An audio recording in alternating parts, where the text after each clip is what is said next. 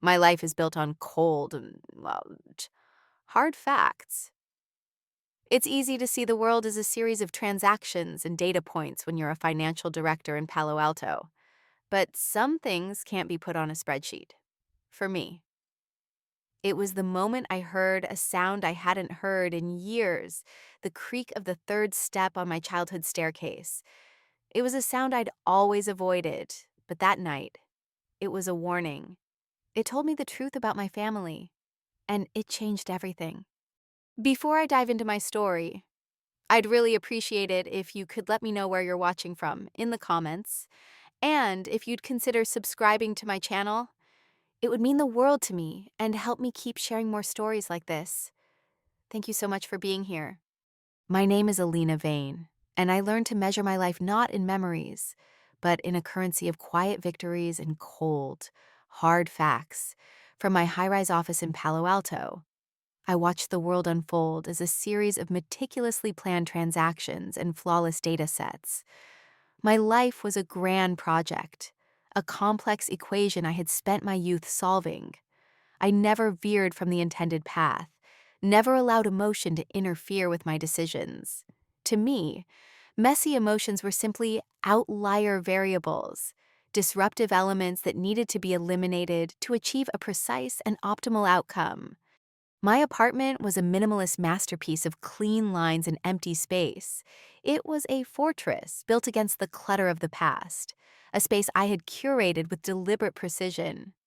Every object having a purpose, every surface free of the sentimental dust that clouded my memories of home. Family keepsakes. They were neatly packed and stored in a suburban warehouse, where they would never see the light of day. I had built this life intentionally, brick by brick, contract by contract, financial decision by financial decision. This life was not an accident. It was a rebellion.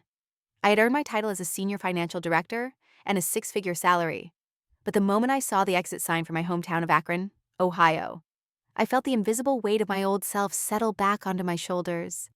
It was a visit born of obligation, an unwritten family rule that the successful child must return to the nest, even if the nest no longer felt like home. I tried to convince myself that this was merely a business trip, a family meeting that had to be handled professionally. I had prepared a list of safe conversation topics: the weather, work, general news. I had even planned my stay, down to the hour, 3 days. After 3 days, I would return to Palo Alto, to my fortress, to my world of numbers, where I was queen. But as my car turned onto the cobblestone road leading to the old house, all my defenses crumbled. The scent of my mother's rose bushes was just as I remembered it, cloying and sweet. But the peeling paint on the front door felt like a betrayal. It was a detail I had once promised to fix myself. A small, forgotten promise that symbolized a lifetime of unresolved debts and unfulfilled expectations. The dull ache of that promise had clung to me throughout my years in California, a silent reminder of how quickly I had fled my family and what I had left behind. I was greeted by the familiar, practiced smiles of my parents, Robert and Eleanor, smiles that didn't quite reach their eyes. They looked like actors playing a role they were tired of, but they had a show to put on. My mother, Eleanor, her hair now a salt and pepper mix, and her eyes lined with deep wrinkles, held me in a tight, strained embrace. She called me sweetheart, a word I hadn't heard spoken with genuine affection in years. My father, Robert, patted me on the shoulder with a force that I knew was meant to convey something, an emotion he couldn't express in words. It was pride mixed with a hint of ownership. And then, Matt, my brother, emerged from the basement. His posture was a study in casual indifference. He smelled of stale beer and old pizza, a living testament to a life spent in perpetual adolescence. He gave me a perfunctory hug, his gaze already drifting back toward his phone, a worn-out device I knew he hadn't paid for himself. He never had to. Our first conversation was a series of label-based inquiries. "How's work, Alina?" my father asked. But he didn't really want to know about my work. He wanted to know about my income. "It's good," I replied, without going into detail. "We can talk about it later." "I heard you bought a new car." my mother added, her eyes gleaming with curiosity. That's right, I said. A Tesla Model X. I said the name of the car deliberately, to let them know I was in a completely different league, a world they could only watch from afar. But they didn't care. They never cared about the details. They only cared about the bottom line, about the price tag. And I knew they were mentally adding up the numbers in their heads. The dining room, a space I had always associated with Sunday dinners and forced pleasantries, was where the performance truly began. My mother had brought out the fine china, a set reserved for holidays and important guests. The silverware gleamed under the soft light of the chandelier, a sharp contrast to the faded floral wallpaper and the worn-out oak table that had been in our family for decades. That table had also witnessed so many struggles, so many promises, and so many lies. It was like a silent witness to our entire family history. Over a dinner of overcooked pot roast and wilting green beans. The conversation was a monologue delivered by Matt. He spoke with the careless, wide-eyed enthusiasm of a man who believed the world was a boundless source of opportunity. Detailing his latest vision for a documentary series on the history of vintage video games. His hands gesticulated wildly as he described shooting on location in old arcades and interviewing legends of the scene. I listened, not with interest, but with the detached scrutiny of a seasoned venture capitalist. I had seen countless ventures like this one fail, no business plan, no market research, just a bottomless pit of naive optimism. It was a level of unreality that made me feel physically ill. While Matt was rambling on, I observed my parents, my father, Robert, took a sip of red wine, his eyes glinting strangely. He looked at Matt with an inexplicable pride. It was the pride of a father who saw his own reflection in his son, a version that had never been crushed by the real world. My mother, Eleanor, caught my eye, a silent plea for me to say something, to offer a word of encouragement to her favorite son. I attempted to offer a few quiet suggestions on how to structure a budget, but she waved a dismissive hand. Oh, Alina, don't worry about all that. Let him dream.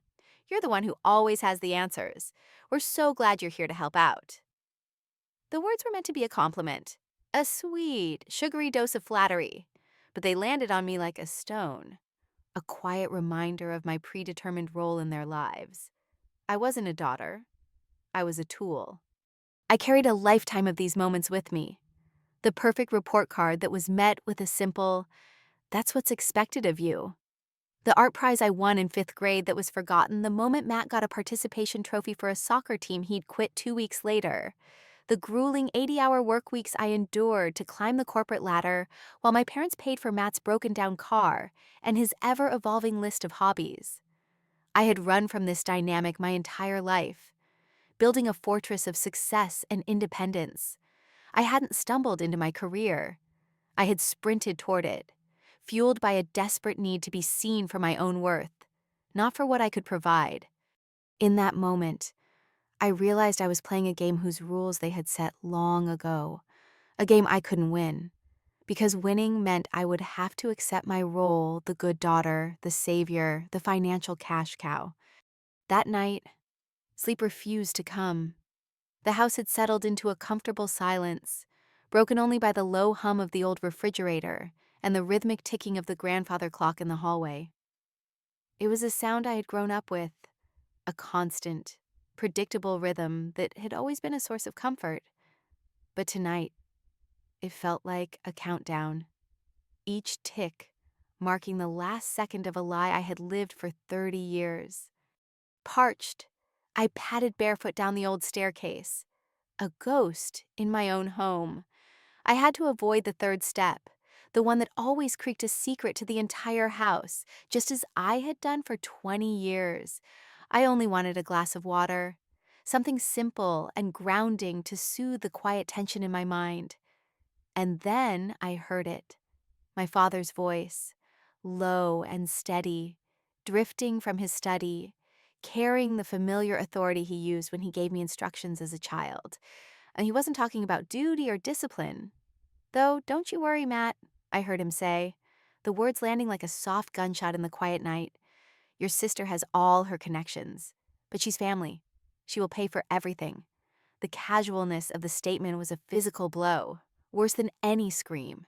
I've already looked into it. My mother, Eleanor, chimed in, her voice a syrupy whisper, with her signature and her assets as collateral. The loan would be approved instantly. She'll get us out of this, just like she always does. A wave of cold certainty washed over me, a feeling more brutal than any market crash I had ever survived. I was not a daughter, I was not a sister. I was a resource, a walking piggy bank to be tapped at their convenience. I had spent a lifetime believing that if I just worked hard enough, if I proved myself worthy, they would finally see me. But in that moment, in the dim light of my parents' hallway, I understood the truth. The enemy I had never anticipated was already inside these walls, a conspiracy born of pure entitlement. The ticking of the clock suddenly felt deafening, counting down the last seconds of a lie I had lived for 30 years. In that moment, I felt no anger and no grief. There was only a cold clarity, a brutal realization. All my life, I had strived to be loved, to be validated. But now I realized that love and validation were just a trap. They were the collateral that would allow them to easily withdraw from me. I went back upstairs, my every step deliberate and measured. The pale blue glow of my laptop screen cast a ghostly light across the walls of my childhood room. My hands moved automatically, a muscle memory from years of financial crises and emergency reports. First, I logged into my accounts. In a matter of minutes, every single cent of my savings, the money I had earned through years of sacrifice and discipline, was transferred into a secure, federally protected credit union account. I froze my cards, locked my credit, and tightened the perimeter around my finances. They would not find a single crack to slip through. Not this time. I then composed an email, not to my family, not to friends. This was an action report. I wrote to my trusted corporate attorney, laying out the situation in cold, detached, professional language. There were no emotional pleas, no accusations, just facts. It struck me as I hit send how natural it felt. I was mobilizing not for a business deal or a hostile takeover, but for a war waged in kitchens and hallways, fought with contracts and signatures instead of a PowerPoint presentation. The next morning, sunlight streamed into the kitchen as if nothing had changed. The air still smelled of my mother's homemade muffins and fresh brewed coffee. My family sat at the old kitchen table, their faces glowing with a serene sense of calm. Matt outlined his latest plans with the same careless enthusiasm I had known my entire life. I felt the irony like a physical blow. I had survived corporate battles and cutthroat negotiations, yet I had never been safe in the home where I was born. That night, dinner unfolded like a script they had rehearsed for years. My mother, Eleanor, set the table with a carefulness that hinted at something more than just a family meal. She had used the fine china and the silver cutlery, props for a scene of domestic bliss. My father, Robert, cleared his throat, his gaze steady as he prepared to deliver his pre-rehearsed speech. "We've been thinking, Alina," he began, his tone almost casual, as if discussing the weather. "It's time we invest in something truly lasting, a family legacy, with your signature on the paperwork. We could get a home equity loan to get Matt's film off the ground." My mother chimed in, her voice sickly sweet and full of forced hope. "It's really about keeping the family strong. Honey, you've always been the responsible one. This is just another way to help." They wove the words they thought would trap me: family, duty, legacy, but I let them talk. I watched them, their faces animated with a kind of desperate greed. And for the first time, I felt no anger, only a chilling sense of pity. I realized they couldn't understand me. They had built an image of me, the successful daughter who always solved problems. They believed in that image, believed it was the truth, and now they were trying to use that very image to manipulate me. But that image had shattered in my father's study the night before, and when they were done, I calmly reached for my phone. I did not play a recording. Instead, I placed the phone on the table and let the screen illuminate the faces of my family. On it, a simple PDF document. The title was a sentence: Clear and concise withdrawal of all assets and termination of joint liabilities. I spoke, my voice steady and emotionless, carrying the weight of a boardroom CEO. I have already transferred all of my assets to a separate, protected account. I have frozen all joint cards and dissolved all financial ties. I will not sign a single document for you. And if you dare to use my name for any financial purpose, I will not hesitate to treat it as an act of hostility and contact the authorities. The room froze. Matt's face drained of all color, his fork clattering to his plate, the sound echoing like a gunshot. My mother clutched her chest, her eyes wide with shock, her forced smile finally breaking. My father's face flushed with a fury I had never seen before. He slammed his fist against the table, the sound rattling the fine china and sending a water glass tumbling to the floor. It shattered into 1,000 tiny shards, a perfect metaphor for the family they had just broken. "You would do that to your own family," he roared, his voice cracking with disbelief. I stood, the chair legs scraping against the floor like a final chilling warning. I looked at each of them, at Matt's defeated gaze, at my mother's tearful, desperate eyes, at my father's face, contorted with rage, and spoke the only truth that was left. Family doesn't do this to each other, but you did. From this moment on, I am not your lifeline. I am done. In that instant, I felt the final, brittle chain break. I was no longer the daughter they had bound by empty promises and unrealistic expectations. I was Alina Vane, the financial director. I was an independent individual. I left that house the same night, my bag slung over my shoulder, my boots striking against the porch steps in a steady, resolute rhythm. There were no words of farewell, no backward glances. The air was cool against my face, carrying with it a silence that felt less like loss and more like release. For the first time in years, I wasn't walking away empty. I was walking away free.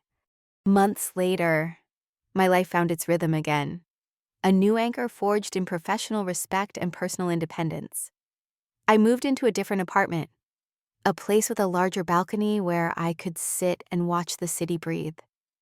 I had been alone for a long time, but now, that solitude no longer felt like isolation.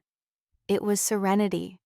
I surrounded myself with people who saw me for who I was, colleagues who admired my discipline, friends who valued my counsel, and a mentor who called me a force of nature. I had learned to cherish my work not just because it provided independence, but because it was a place where I could be truly me, in the world of numbers. There was no room for lies or false expectations.